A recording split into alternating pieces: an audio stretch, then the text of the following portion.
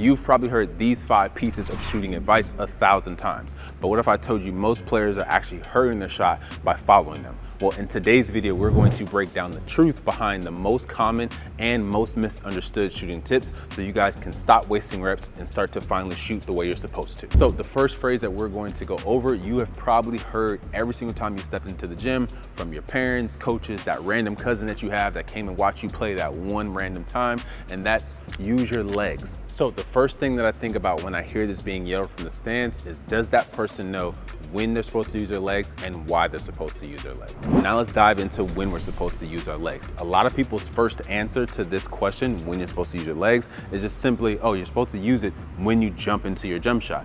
But they tend to forget that a lot of moving pieces are a part of one jump shot. So you're supposed to load into your jump shot, dropping down, have the correct footwork, dipping the ball, lifting it up, flicking your wrist. There's a lot of these movements and components all a part of one jump shot. So specifically when it comes to your legs and when you're supposed to use them and extend up, we want to always allow the ball to lead first. So if the ball is up, right, we're lifting it to our set point, we want to try to be able to control our level nice and low, let that ball lead, and then we start to use our legs when that ball gets around the set point. Now you know when you're supposed to use your legs, right? When the ball gets to around your set point, that's when you can start to extend up and get into that jump shot. The second question is why you're supposed to use your legs. And the simple answer to that is to add more power into your jump shot. Most people typically aren't going to be thinking about all that though when they yell at you to use your legs in the game. What they're thinking about is they see the ball, it ends up going short most of the time, or it's kind of flat. That's when they yell at you to use more legs because they want you to get more power into the shot so it's no longer short or flat. The issue with that is most times that's not the problem of what's causing your shot to be short or flat, because everybody is most likely going to jump into their shot. The reason why your shot is probably flat is a few reasons, right? You probably shot the ball way too high. When the ball goes too high, now the ball doesn't go out as far as it needs to go to because you put too much power up in the air, so now it's gonna fall short. A lot of times people like to shoot a line drive. So let's say I get set up in my shot. When I go to flick my wrist, I shoot a line drive because my arm, the trajectory of my arm is a little bit flatter. So the ball is gonna go straight, so it's gonna hit the front of the rim. And then when the ball is a little flat, hits the back of the rim, I have no touch with my shot. In the end, are they wrong to tell you to use more legs? Not really, because it's useful advice, but it might not be the exact reason why your shot is falling short or a little bit flatter. So you need to be able to discern yourself is when you're using your legs, why you're using your legs, and why is that ball falling short, right? So if you notice, man, I'm shooting the ball a little too high, right? If I added more legs, all that's gonna cause is the ball to go even higher. What I want to do is now adjust the ball going out more rather than up. The next phrase we're going to break down, every player's probably been told this from their coaches or their parents, and that's to tuck their elbow in, right? When we tuck our elbow in, that's not bad advice. We want to make sure our elbow's tucked in because we don't want it out like this at the top of our shot, right? But when someone tells you to tuck their elbow in, they're most likely telling you to over tuck the elbow in because you get set up and they push that elbow into your side. Now you're too tight up here in your shoulders because you're trying to squeeze your elbow in. So now when you get to the top of the key, you have more issues. Again, they mean no harm when they tell you to tuck your elbow in. That's the right advice, but you just don't want to over tuck your elbow because the main issue that you have when you over tuck your elbow is at the top of your shot at the set point. So if I get to my set point, right, everything looks nice and aligned right here. My elbow is not over tucked though. When I over tuck my elbow, what happens is my hand now twists out this way, right? So now when I go to shoot, I'm gonna have to actually turn my hand back out and my elbow back out to shoot the ball straight. When I'm at my set point, I don't wanna have that elbow over tucked because I'm creating extra movement, and I want as little movement as possible as I'm trying to finish my shot. So like I said, I'm gonna have to swing open that elbow and overturn my hand just to get the ball to go back straight again. Now imagine doing that further away from the rim, or imagine doing that running as fast as you can into your shot or going off the dribble. Now, is it possible to be able to knock shots down and maybe at the free throw line or in catch and shoot situations? Absolutely, you can make shots. but it gets harder the further you get away, the more variables come into play, because now you have extra movement that you actually have to deal with. Our job when it comes to shooting is to try to be as simple as possible so we can replicate it as many times as possible and it becomes easier to make shots. An easy way to set ourselves up and to make sure our elbow is actually in the right spot is to just get set up with our hands right by our side. Right here, your hands sitting by your side, you're nice and relaxed. This is a perfect position to be in. From here, all you need to do is just lift your forearm and lift your shooting hand. Your elbow is at your side, it's not flared out, it's tucked in nice and natural. So with our ball just in the middle of our body or off to the side a little bit, our elbow stays in the same spot. So we get nice and low, now our elbow stays in line with our body, it's in its natural position. When we go to raise, everything stays aligned. Nothing's kicked out to the side.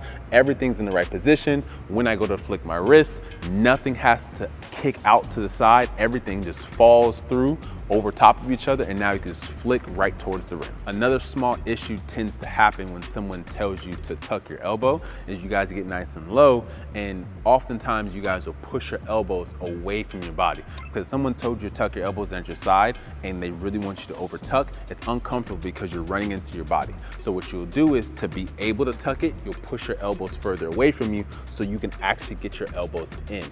From here, now the ball is too far away from your body. So if I get set up in this position, elbows away, I can tuck them in. Now the ball's all the way over here. I have less power because the ball's away from me.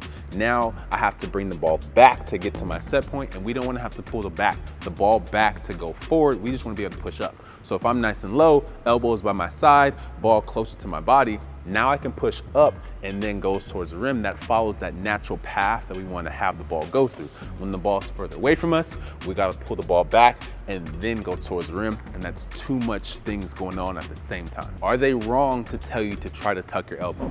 No. By tucking your elbow, that actually helps you shoot the basketball in a straighter path. But what you have to know is that you don't want to over tuck your elbow. So you don't want you squeezing your elbows in. You want to make sure you're nice and relaxed, so when you're at the top of your shot, you can just follow through straight towards the rim. So the next phrase we're going to dive into is having 10 toes towards your target. Before we unpack this in a basketball sense, I want you guys to remember, we call it shooting a basketball, but essentially it's just throwing a ball to the rim.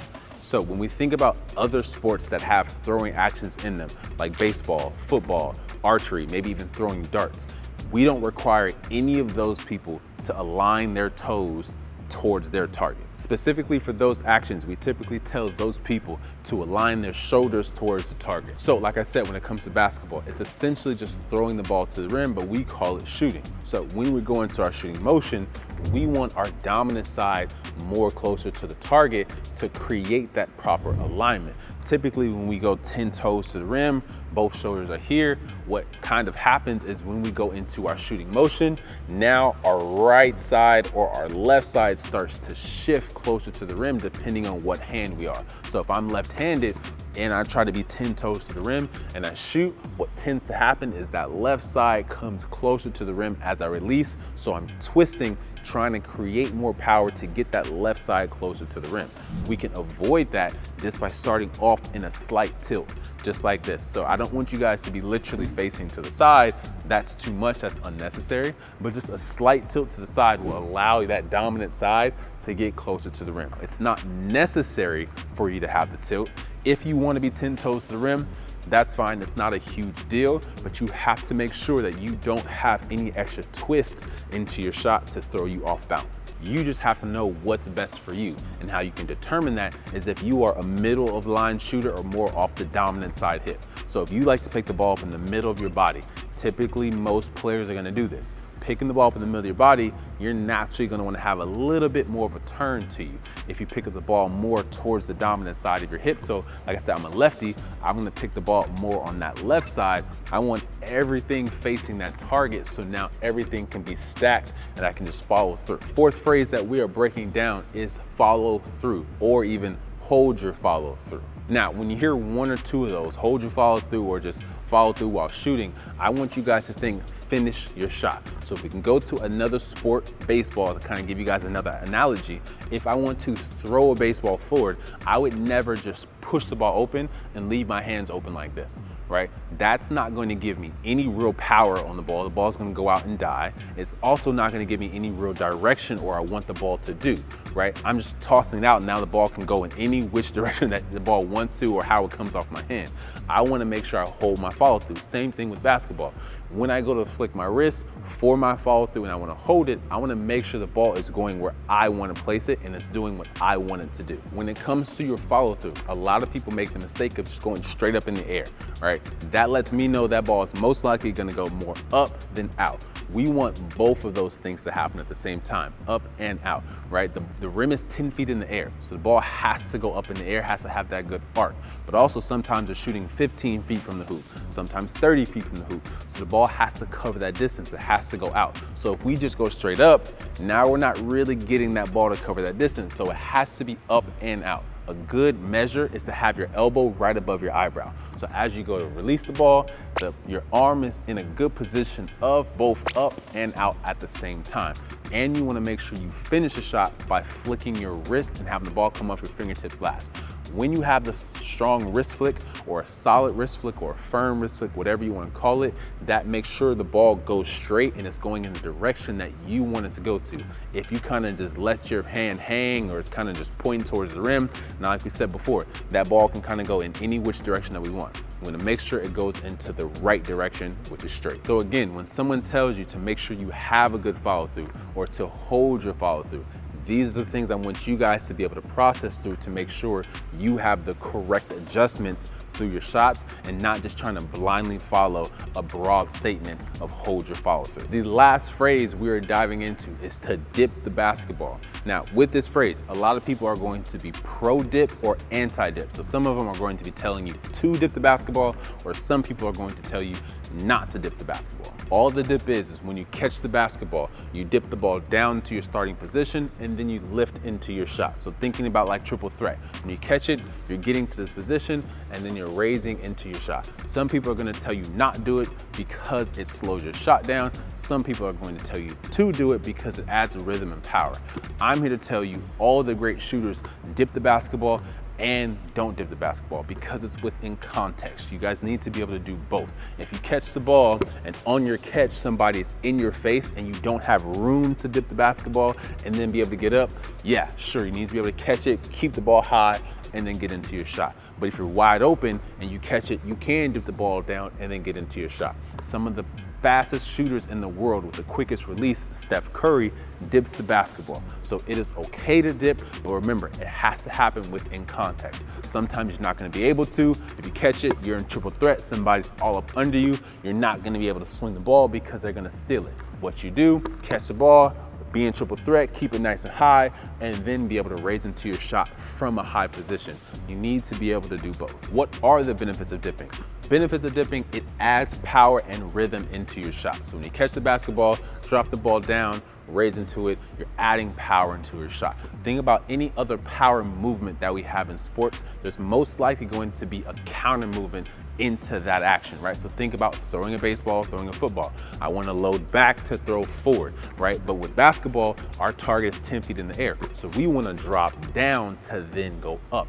It's the same concept. We want to add that power into the basketball and it also adds rhythm. When I catch it, I'm just straight down and then back up, coming from that same position almost from every single shot. If I'm off the dribble, I'm always picking the ball from this position. Off the catch, I'm getting into this position. So it's a familiar point to be able to raise through your shot every single time.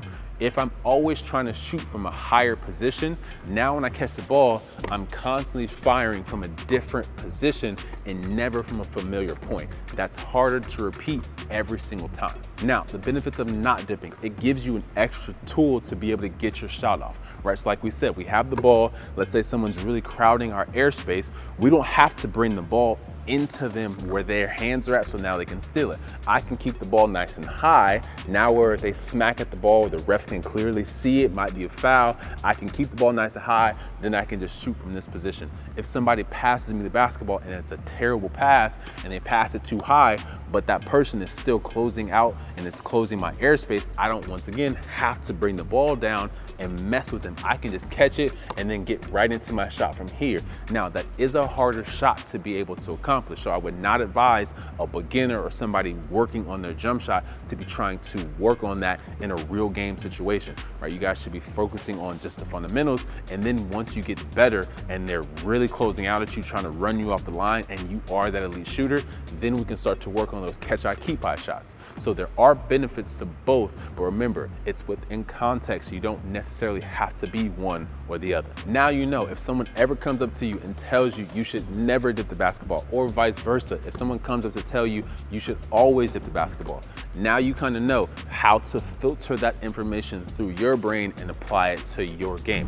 Remember, if you want a little bit extra help to dial in that perfect shooting form so you can become that knockdown shooter, go down to the link down below in the pinned comment and grab our ultimate shooting checklist.